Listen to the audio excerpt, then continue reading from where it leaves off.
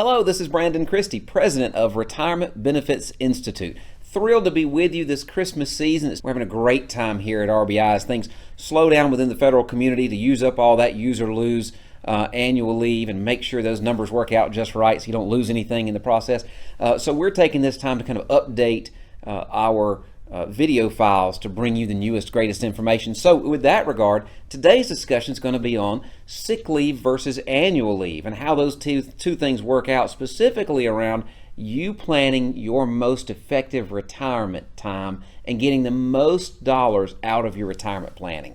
So first, let's start with the difference between the two. Sick leave, now for everyone in the federal government, is time that gets added to your federal pension when you retire. Now, what that means is if you have, let's make the math easy, 2,087 hours of sick leave built up when you retire, you get to add a whole year's worth of calculation to your retirement. Now, be careful. That sick leave is not what is added to make you eligible to retire.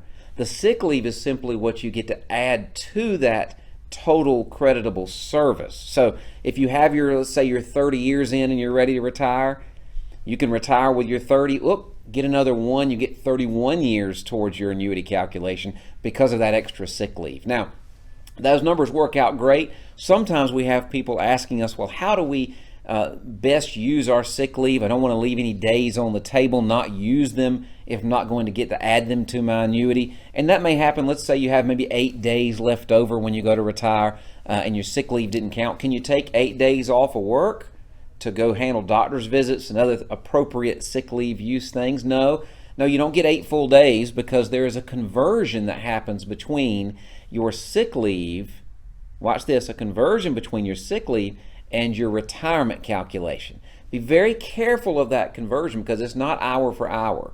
In fact, it's a little less than 6 hours per day.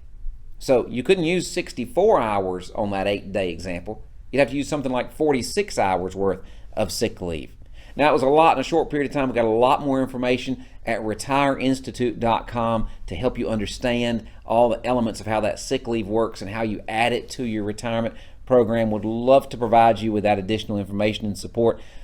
Contact us and we'll be glad to help you on that front. So that's sick leave being added to your retirement annuity. Now, annual leave. We get this question a lot. How does annual leave factor in? Well, it's that time that you get to take off, and we see a lot of people in that last year of retirement rolling up those hours to try to get maybe over 400 hours oftentimes, time in which when you retire, you'll get a big check to help float you those early days of retirement. Now, annual leave, be careful. It is, yes, taxable.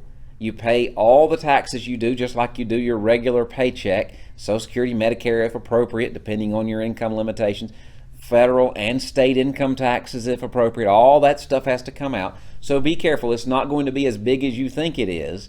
You're going to have to subtract the tax dollars. But that's money that you'll have in your possession to help you in those early days of retirement. Because we also are finding out oftentimes, especially now at the end of the year, it's taking people sometimes up to 6 months to get final adjudication of their pension. That means you go a long period of time without getting the exact dollar amount you should get as a federal retiree. So have that cash set aside for such a time.